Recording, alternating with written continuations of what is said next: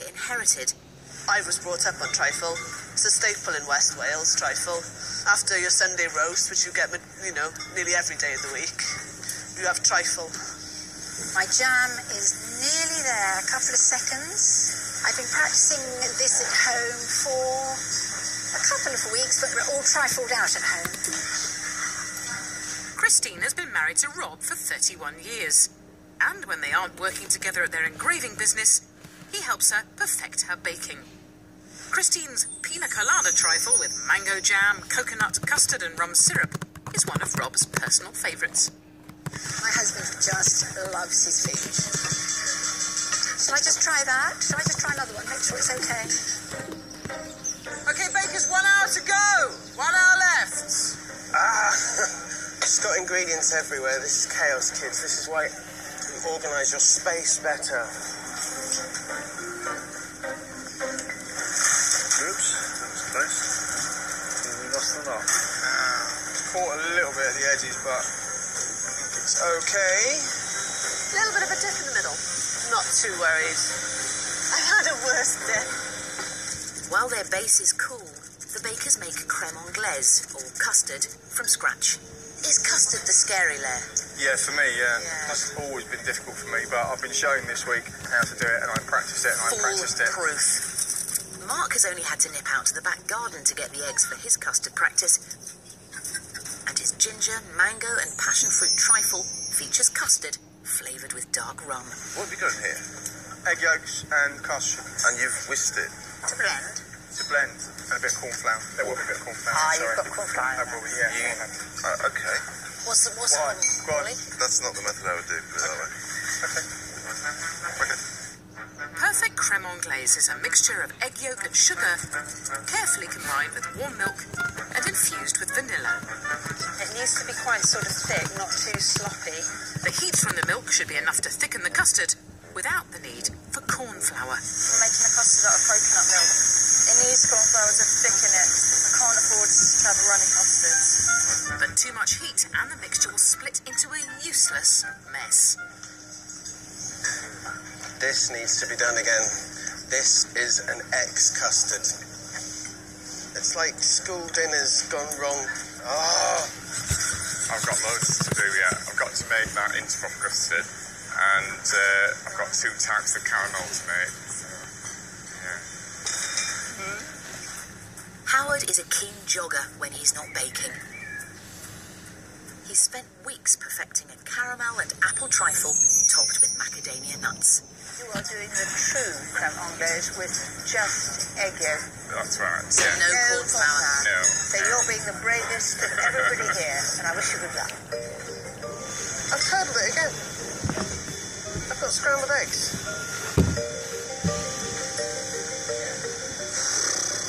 Actually, I might be overreacting. I think it might be fine. It was just thickening unevenly.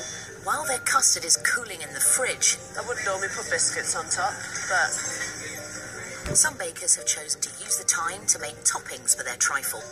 going in. I'm making amaretti biscuits, and they'll go on top of the trifle. Kimberly's drive to perfect original baking recipes has to compete with her passion for salsa dancing. The amaretti biscuits decorating a peach, almond and ginger trifle also have competition. Either something's melted or that's honeycomb. That's honeycomb. That's honeycomb. Oh, that looks gorgeous. Quite good, actually. That's amazing. With his first ever trifle recipe, They're about the same size. Ali is hoping to go one better. No one likes a soggy macaroni though. His trifle will be topped with lemon macaroons. If that doesn't impress them, I don't know what will. So this is my attempt to be a contender. Okay, bakers, time to start getting those lady fingers in a bowl. Each layer in the baker's signature trifle must be distinct. I hate trying to put square things into round things. I'm as surprised as anyone else that this is actually working. Key to the trifle's success is creating an attractive design against the sides of the glass bowl before adding the custard. Where's my custard? Oh no! I'm so sorry, Howard. What happened? I used Howard's custard by error. we were both in the same fridge, and I forgot what my bowl was, and I've used his. I haven't used it all, but I am really upset. Well, this is like it's like a recurring nightmare. So now you've taken possession of Deborah's custard. And his own, and I'm really I've got some sorry. of my own. It's either a terrible error or the most incredible case of baking espionage I've ever seen. No, I'm so really sorry. I'm sure that one custard's as good as another. No, one love, one custard. Okay, bakers, get those lady fingers soggy. It's just 5 minutes. Oh, no. I'm happy because they were my biggest worry. I just want some crushed meringue around the edge and a bit in the middle. I'm not going to get this now.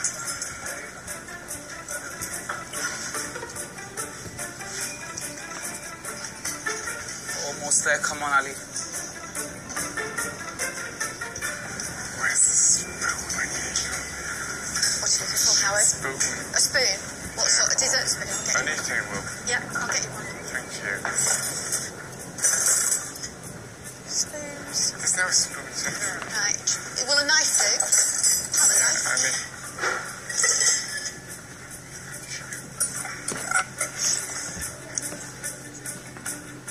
This is the first time I've ever used blowtorch. Oh, wow. This is fun.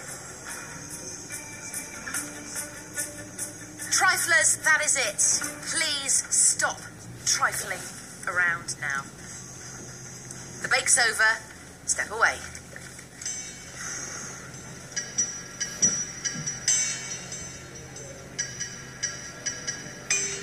All the signature trifles will now be judged by Mary and Paul.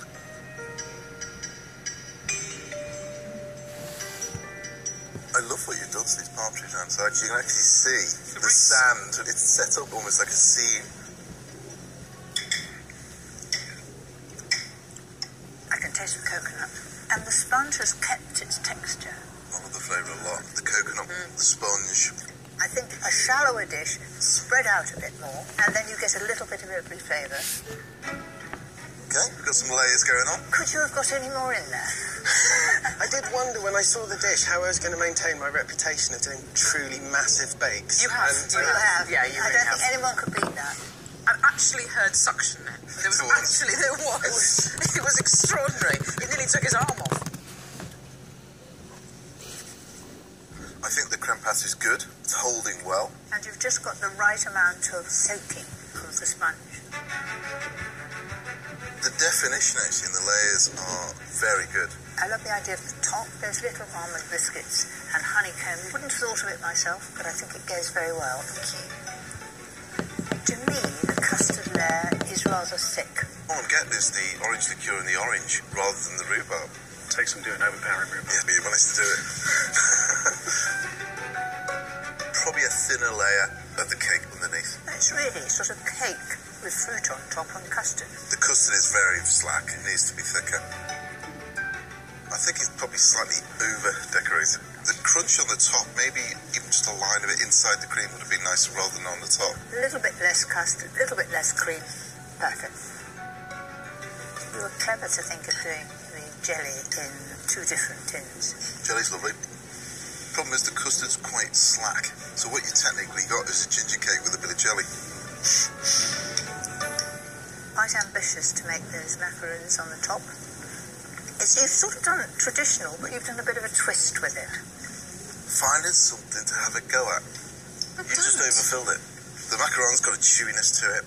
The sponges at the bottom are beautifully soaked and nice and soft. The cream's excellent. There's sharpness coming from the lemon and the raspberry. It's a nice trifle. It's good. Yeah, thank you.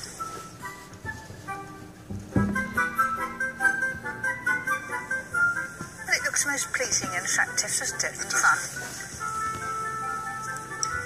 That's a pina colada for sure. Even a little taste of Malibu as well. Just the right amount. But the flavour of the sponge as well. Flavours of the fruit. The overall flavour and look of it is superb. I ended up using Howard's custard. It's a great custard. So your custard, if I remember, you had a little cornflour. I did. Whereas Howard did his... And no cornflour. What we'll do is we'll taste it first, then I want to taste the custard separate as well.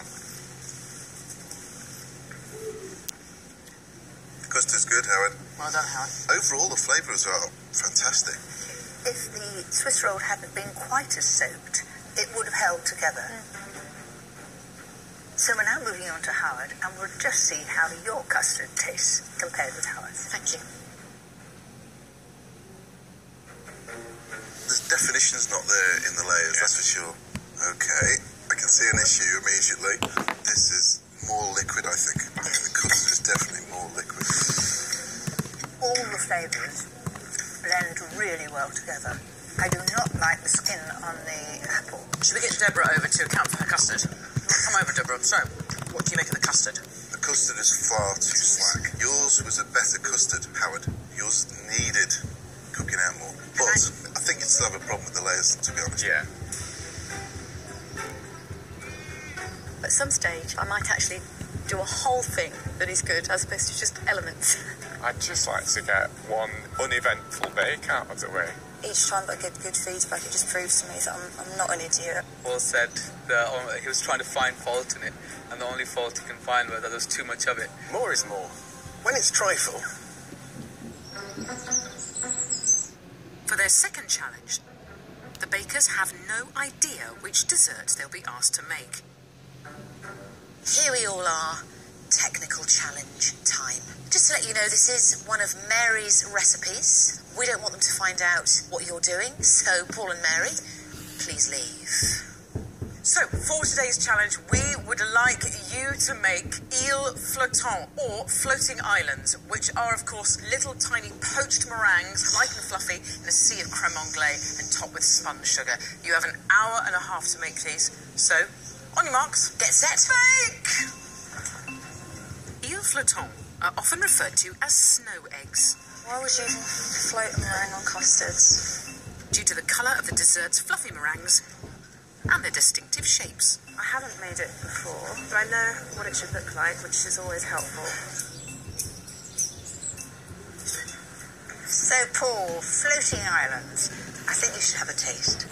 They really look so delicate. The actual meringue itself, cooked